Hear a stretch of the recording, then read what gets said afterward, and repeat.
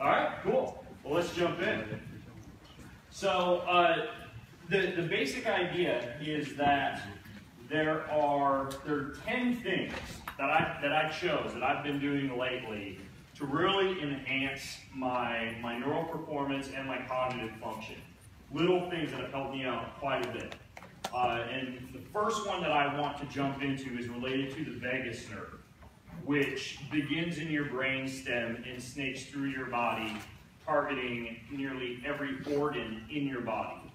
And it specifically interacts with your heart via a release of acetylcholine. It activates your parasympathetic nervous system. It affects your cardiovascular performance, and it is probably the most important nerve in the body.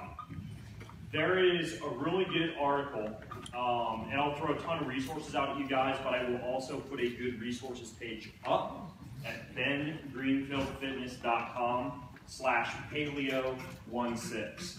I don't remember, ironically, because I'm talking to you about cognitive performance, if I put this article on that resources page, but go look at my friend's self-hacked website. Do a Google search for self-hacked vagus nerve, because in addition to what I'm about to tell you, there are 31 other ways to hack the vagus nerve in that particular article. It's really good. Self-hacked vagus nerve. Your trigeminal nerve is a nerve up around your jaw that connects to that vagus nerve. And if that nerve has any amount of dysfunction due to you getting in a car accident, or you getting hit in the face, or you getting dropped on your head when you were a kid, which I know has probably happened to most people in here, right? We used to parents drop on the head. Jaw, that was a horrible joke. Anyways, though, the trigeminal nerve interacts with the vagus nerve, and if that trigeminal nerve is entrapped, then it can affect your vagus nerve function and it can affect your cognitive performance. There are a few different ways that you can align your jaw to release pressure on the trigeminal nerve. There are some YouTube videos out there. There's one in particular that's very good. How many of you here are familiar with active release therapy? Okay, so basically, I want you to take your index fingers and find a very sensitive spot right around the point where the back of your molars kind of hit your jaw. You're going to find it, a really tricky, sensitive spot right in there. Apply as much pressure as you can against that spot, and then slowly open your mouth. Very slowly. It should hurt like a mug, okay? Open as wide as you can. Open, open, open. Keep the pressure. And close. How many of you in here got a pop? Anyone? Y'all might need a little bit of practice. I put a video up on that resources page. Okay. Not only did I send this to my massage therapist, that's a photo of her working on. That's not my jaw she's working on, by the way. She's awesome. She climbs all over me. But I literally hired a massage therapist, bought a bunch of sessions like in bulk to save money, and then I just sent her YouTube videos, Kelly Starrett books, and anything else that I found interesting. And she just does it. So she uses me as a guinea pig. But jaw realignment.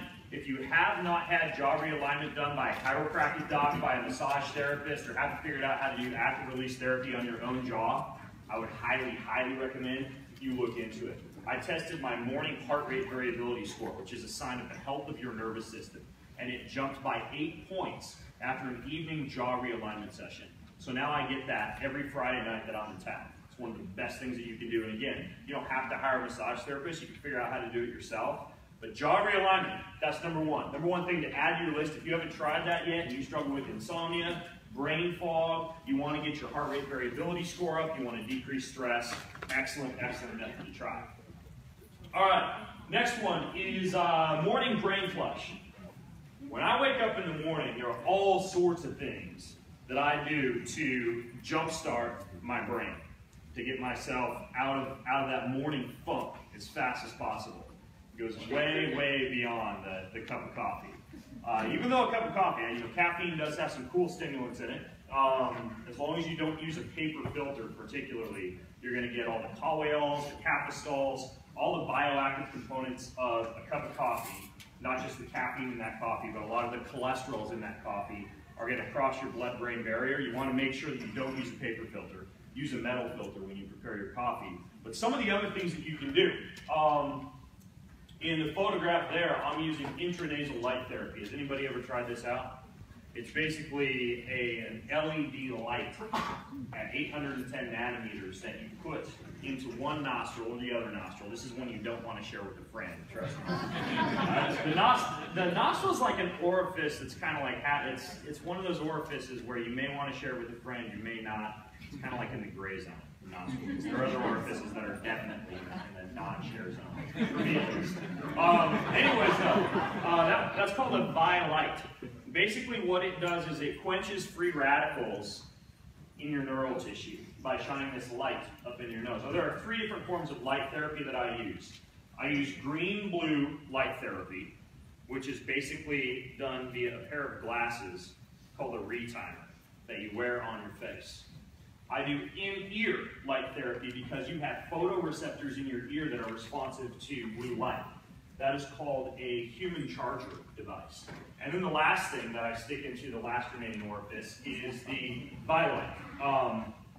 And that one, essentially, what it does is it's activating something called cytochrome P450, the mitochondria in your neural tissue. And even if you don't have access to a cup of coffee, you're going to feel like you've had a cup of coffee. This was originally developed to control things like Alzheimer's, but it works fantastically for neural performance and for jump-starting your day in the morning. So you could use the green-blue light therapy on the eyes, you could use the BioLight, or you could use the in-ear light therapy. Why green-blue? I'm working on an article about this on my website at bengreenfieldfitness.com. But how many of you in here are familiar with blue light boxes? The kind you would look on for seasonal affective disorder, for example, to shut down depression in the winter. Those are based primarily on blue light with a large amount of white light, both of which can be very damaging and a little bit irritating to the rods and cones in the back of your eye and to your retina. Green-blue light, a mix of green and blue, is a lot more natural in terms of the type of light that jumpstarts your circadian rhythm.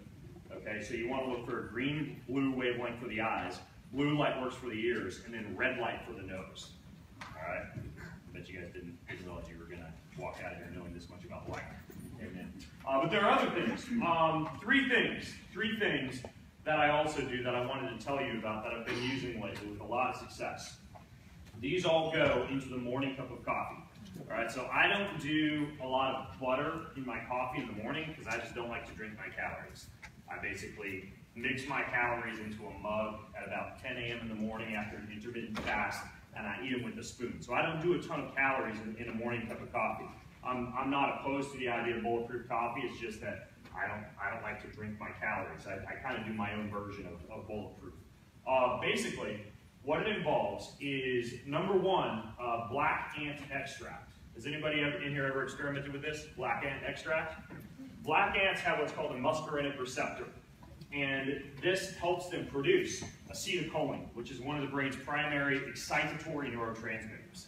Okay, so they make black ant extract, like a black ant powder that you can get. And you don't want to use too much of this stuff. But basically, you put a little bit of that in the cup of coffee. You stir that in. Number two is one of the most potent neural anti-inflammatories known to man. Works very similarly to the way that light works on the mitochondria in your brain. It's called curcumin. Anybody here experimented with curcumin before? Okay, you want a form of curcumin that's actually soluble in fat tissue. There's a company called Meriva, M-E-R-I-V-A, that supplies supplement companies with this specific form of curcumin. It's called a curcumin phytosupplement. You can break open the capsules, or you can get this in powder form, and you want to put about 1 to 2 grams in there along with very, very small amounts, like a tiny, tiny 1/8 of a teaspoon of that black ant extract. And then the last thing is Bacopa. Who in here has used Bacopa before? Bacopa is, it's basically almost like a smart drug. It's a nootropic, really. But it's another one of those things that can enhance your mental function without overstimulating your central nervous system. Now, if you want to look into specific dosages for a lot of these things, probably the best website that I could recommend you would be examine.com. Has anybody ever been to examine.com?